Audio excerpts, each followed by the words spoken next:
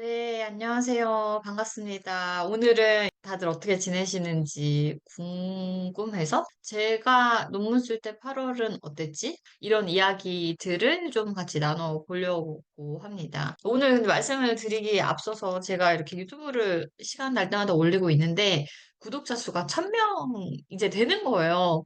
구독을 눌러주신 분이 1000명이 된다는 게 조금 감격스러운 일이긴 한 것 같아요. 제가 논문 쓰면서 뭔가 겪었던 시행착오, 아이디어 이런 것들을 조금 공유하고 싶었고, 그리고 대학원에서 이제 대학원 선생님들을 대상으로 논문 특강을 하는데 물리적인 한계와 시간적인 한계 등으로 인해서 자료 만들어 놓은 것을 이렇게 제한적으로 공유하는 거에 대해서 조금 아쉬움이 있었거든요. 처음엔 특강한 자료를 올려보자 했는데 그다음부터는 뭔가 힙하게 만들어 보고 싶은 생각도 들고 저도 제가 중요한 포인트들을 뭐 기록하자. 그리고 그다음에 이제 대학원 뒤에 들어오신 분들께서 물어보시는 포인트들을 또 이제 여기 와서 참고하라고 할 수도 있고 그런 여러 가지 포인트에서 처음에 채널을 개설했는데 이게 뭔가 현업에 있다 보니까 쉽지는 않지만 그래도 틈새 틈새 뭔가 만들어 놓고는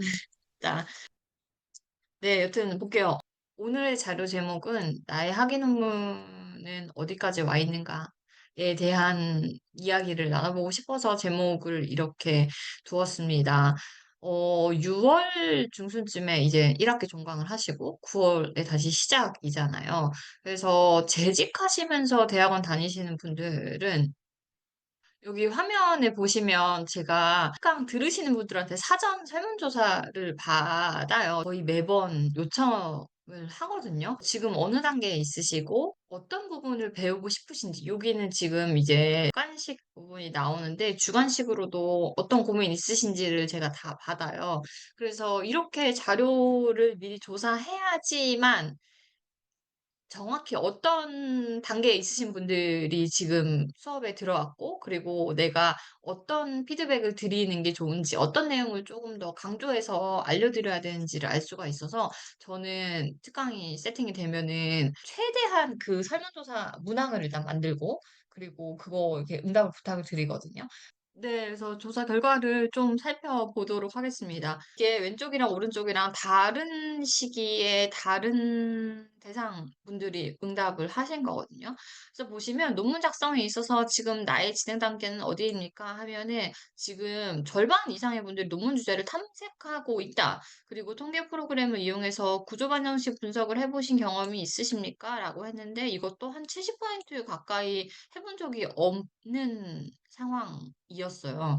여기 오른쪽에도 보시면 학위 논문 작성에 있어서 지금 나의 진행 단계는 어디입니까? 라는 질문에 그때는 87.5%가 논문 주제를 탐색하고 계셨고 프로포절 준비하시는 분들도 계셨고 학술지 제출은 학위 논문 시작 전에 저희 학교 같은 경우는 박사 학위 논문 프로포절 전에 일단 학술지 논문을 몇 개 제출해야 되는 그 조건이 있어서 여기는 학위 논문 주제 탐색 전, 을 의미하는 것 같기는 하거든요. 여기 보면, 그리고 내 학위 논문의 연구 방법은 무엇입니까? 라고 하면, 여기 이제 저희 학교는 사회과학 HRD라서 SEM을 많이 쓰고 있거든요. 그래서 50% 이상의 분들이 이제 구조방정식이라고 하셨고, 초기에 계신 분들은 이제 연구 방법반 차이점을 몰라서 정하지 못했다는 분들도 계셨고, 그 다음에 아직 아무 생각이 없다는 분들도 계셨어요. 또 다른 결과도 한번 살펴볼게요. 여기는 보면 여기도 논문 주제 탐색 중이 절반 이상이신 분들이셨고, 그 다음에 프로포절 준비 중이신 분들, 프로포절 완료하고 설문조사 계획하시거나 하고 계시는 분도 계셨다라고 했거든요. 네, 그래서 이 두 결과를 보여드리는 이유는 조금 안심하시라고 보여드리는 부분이거든요. 동기분들 한 20분 정도 계시잖아요. 30분, 20분 계시는데, 그중에서 나만 지금 아무 논문 주제도 없고 통계를 모르는 것 같아. 다들 논문 크리틱 시간에 막 논문 틀린 것도 잡아내고 되게 잘나는 것 같아 라는 생각이 들면서 논문 쓸 자신이 점점 없어지고 이제 포기하시는 분들이 계시거든요. 근데 포기하실 필요가 없다. 그러니까 그렇게 나만 모른다고 생각을 하실 필요가 없다는 이야기를 조금 드리고 싶었어요. 왜냐하면 지금 그냥 다 모르는 상태다. 라고 생각을 하시면 되거든요. 원래 그래요. 대학원 이제 직장 생활 하시다가 조금 더 논문 써보고 싶고 깊이 있는 지식 쌓고 싶어서 대학원 들어오신 분들이 처음부터 논문에 대해서 다 알지 않아요. 20명 중에 절반 이상, 60% 이상이 지금 주제 탐색 중, 그리고 통계는 한 번도 돌려본 적이 없다. 구조방정식으로 논문 쓸 건데도, 우리 학교는 구조방정식으로 논문 쓰라고 하는데도 돌려본 적이 없다. 다른 분들 봐서도 그렇잖아요. 여기는 87.5%, 거의 봄 학기에 특강하면은 만약에 이게 2학기라고 하고 이게 3학기라고 할게요. 그러니까 이게 가을 학기에서는 이제 조금 다양한 분들 나왔어요. 근데 그다음에 봄 학기에 가면 뭐 여기에 1학기 분들 조금 들어오시긴 하겠지만 그래도 3학기 분들 계시잖아요. 근데 여전히 논문 주제 탐색 중이 절대적으로 많다. 그리고 여기 보면 아직 아무 생각 없으신 분들 많다. 그래서 내가 수업 시간에 이런 질문을 해도 되나? 내가 동기한테 이런 고민 이야기하면은 나 너무 공부 안 하는 거 다 들킬까? 이런 생각 안 하셔도 돼요. 그냥 편하게 다 같은 과정 중에 있다고 생각을 충분히 하셔도 되거든요. 그리고 같이 이야기하면서 오히려 주제도 되게 많이 나오고, 좋은 아이디어들이 떠오르고, 으쌰으쌰 하는 게 있기 때문에 주변 분들이랑 같이 동기분들이랑 이야기 많이 나누세요. 많이 나누시면 좀 같이 할 힘이 생기는 것 같습니다.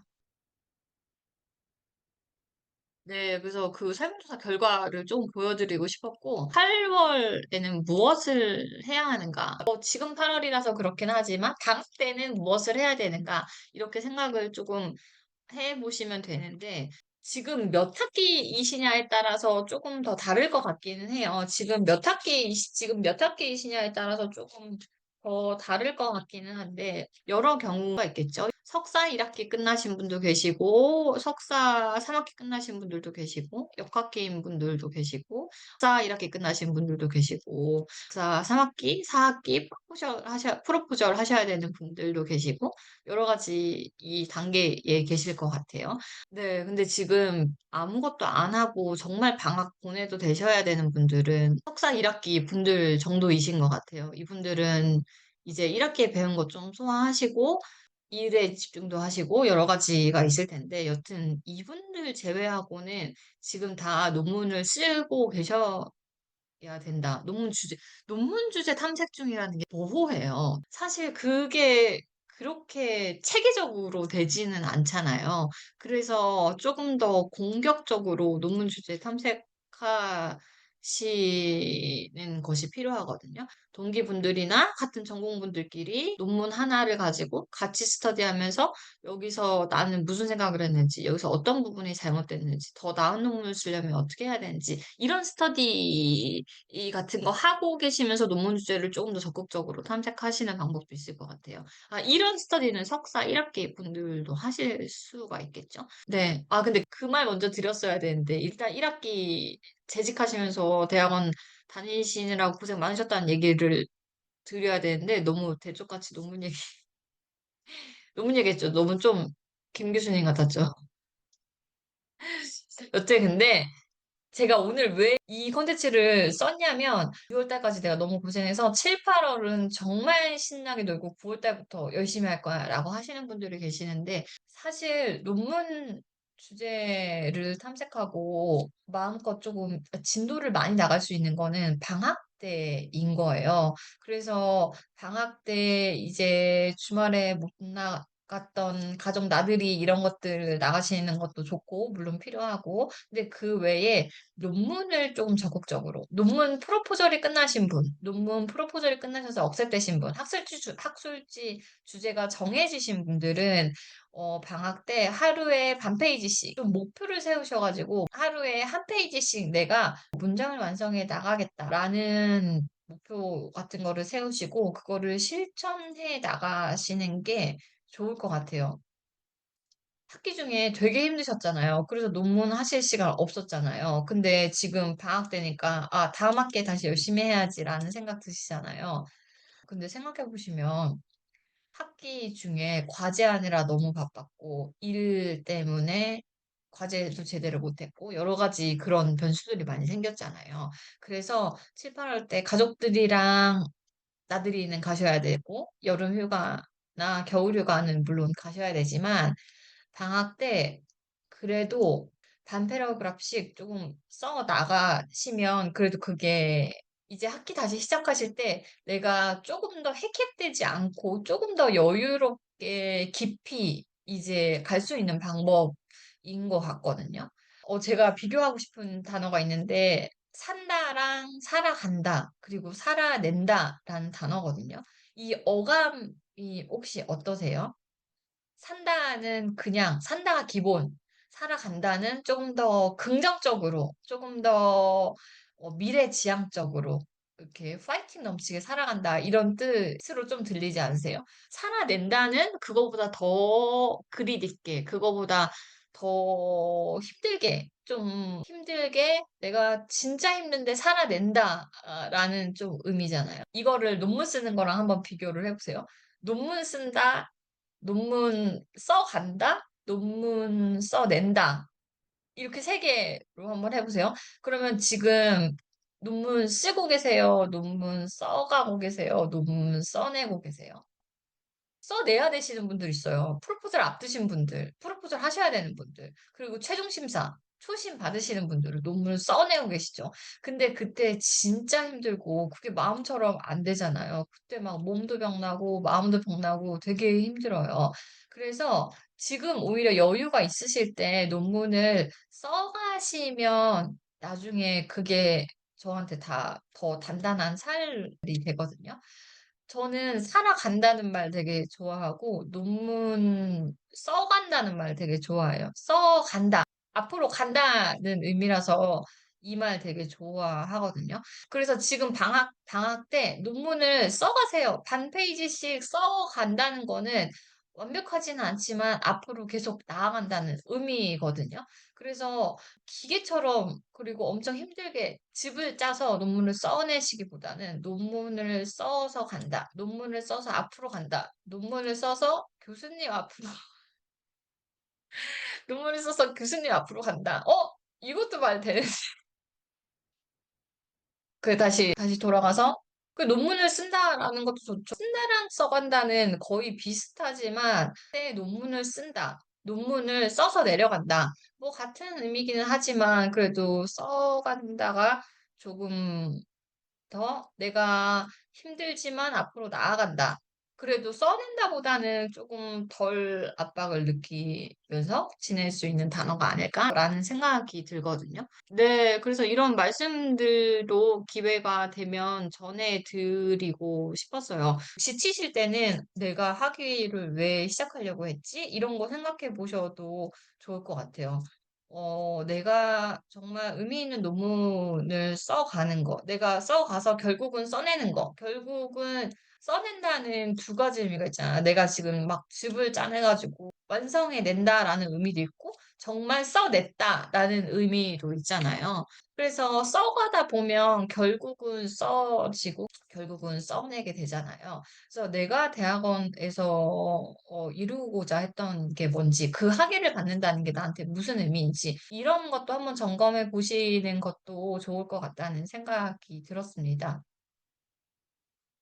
네, 그래서 다시 정리하자면, 방학 때 논문을 무작정 많이 읽기보다는 조금 논문을 써가는 방향, 내가 내 프로포저를 조금 더 적극적으로 준비해 본다거나, 이미 프로포저를 통과하신 분들은 사실 뭐 이런 이야기가 필요가 없을 수도 있어요. 방향이 정확히 정해져 있으니까.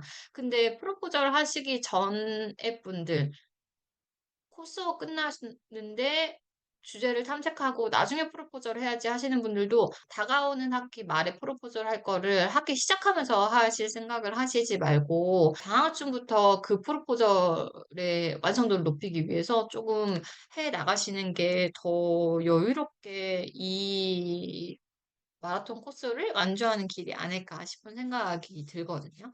물론 대학원 생활 하셨던 그 긴장감 조금 놓으시고 쉬시는 것도 필요하지만 방학 때 이런저런 생각해 보시고 조금 더 준비, 논문 써가시는 것도 좋을 것 같아요. 네, 그리고 아까 통계 결과 보여드렸던 것처럼 나만 지금 주제를 못 잡고 통계를 아무것도 모르는 상태가 아니라 모두 다 그렇거든요. 그래서 같이 모여서 공부하시고 고민해 보셔서 이 하학기 과정을 잘 마무리하시면 좋겠습니다. 네, 그러면 다음에 제가 또 실질적인 콘텐츠를 가지고 소개시켜 드리도록 하겠습니다. 네, 고생하셨습니다.